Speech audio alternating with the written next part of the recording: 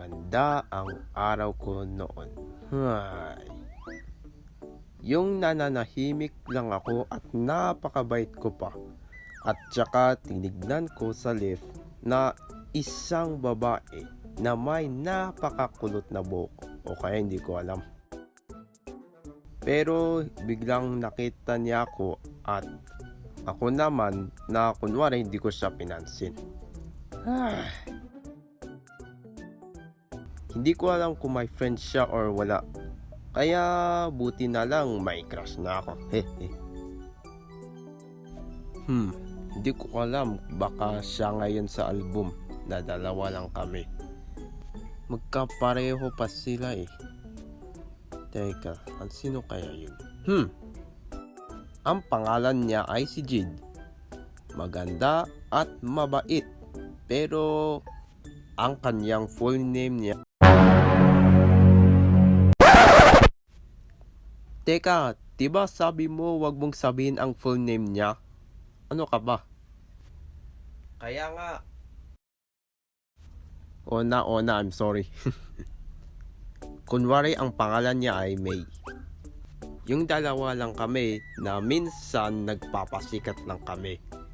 Tulad sa school, nagpapasikat ng grades. Meron pa nag-uunahan kami kung kapag dismissan sa school. At syempre, wag natin nakalimutan ang magpasikat ng drawings. O, diba?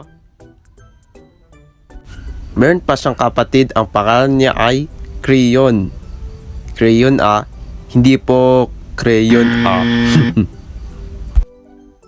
Meron pa yung nasa bahay lang kami at sinabi ko sa kanila na mag-drawing daw kami. Alam mo ba yun?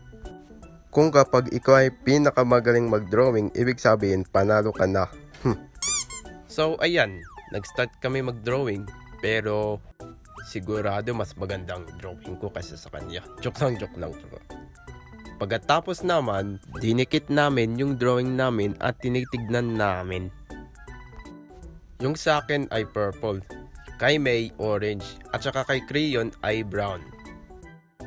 So first place ako, second place kay May, at third place si Crayon. Kaya ibig sabihin, ako ang pinakamagaling mag-drawing. Joke lang. Meron pa, yung nagpapasikat lang kami ng scores. Yung kay May naman, 15 over 15 minsan yung nakuha niya. Samantalang ako ay...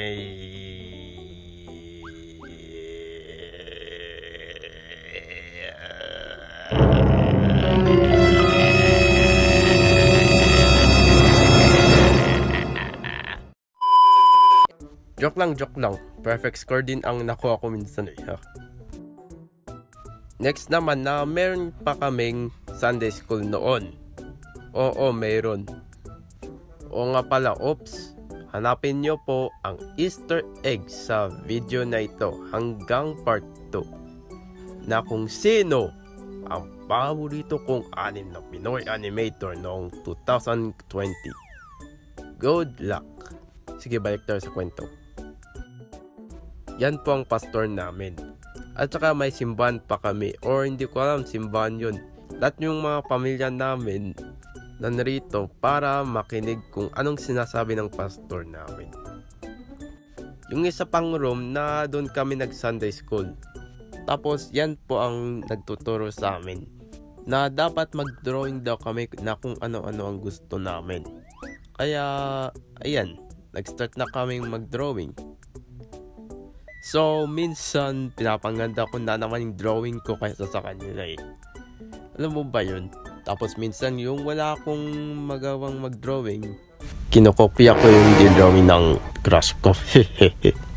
Pero, joke lang guys. Huwag nyo akong gagayahin Masama po yun. Pagkatapos, malamang, tapos na kami at dinikit namin yung drawing namin sa wall. Kaya tignan namin kung sinang mas maganda.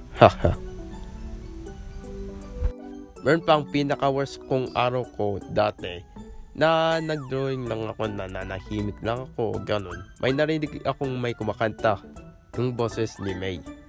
Tinignan ko sa pintuan at bigla akong nagulat na Yung si May at saka yung kasama niya kumakanta sa stage. Oo. Tapos samantala naman ako, alam mo ba bakit? Umiyak ako dahil hindi nila ako pinayagan. Alam mo ba na madali akong mainggit? Siyempre naman, wag basta-basta naman kasi. Hindi ko alam kasi kung bakit ako nainggit. At sa mga hindi nakakaalam, panoorin nyo po itong video na ito kung bakit ako ay nainggit palagi. Ay. Inggit ka! Minsan kasi na hindi ako nakatanggap ng award sa poster making. Minsan pagtatawanin nila ako at madali akong matalo kung kapag Christmas party. Meron sana na papasyal nila ako sa mall eh. Mas maganda kung ganon. Shoo! Shoo! Thankfully, sinabi niya sa akin na nagtuturo na sa susunod daw ko kapag Christmas. O, diba? Teka, itutuloy ko na ba ito or hindi? Next time na lang.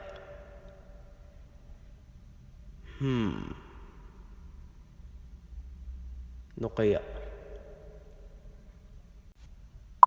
Ituloy ko na lang sa susunod. So, I'm returned. Sorry sa natagal po akong hindi nagpo-post eh. Dahil masyado akong busy eh. Sorry po talaga. So, yun lang po ipopost ko itong video na ito kasi may part 2 pa eh, no?